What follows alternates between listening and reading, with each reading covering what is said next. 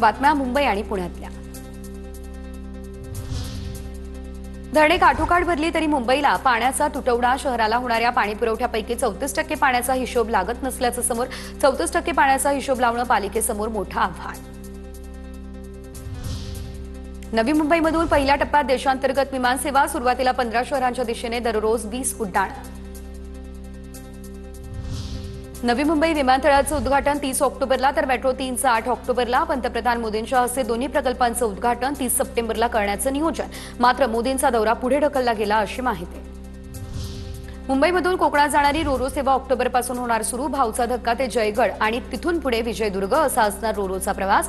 रोरोचा वेग दक्षिण आशियातील सर्वात वेगवान म्हणजे 25 नॉट्स असणार। प्रवास वेगवान होणार।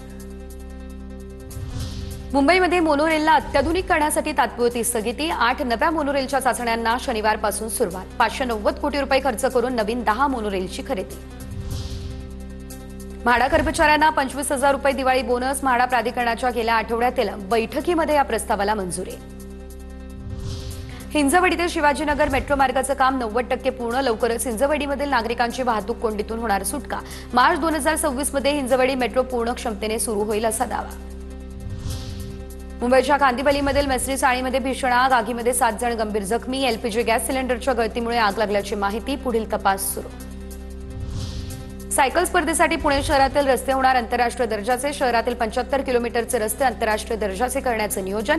येत्या 2 महिन्यांमध्ये काम पूर्ण करणार। आंतरराष्ट्रीय सायकल स्पर्धेसाठी देश विदेशातून खेळाडू आणि प्रेक्षकही येणार।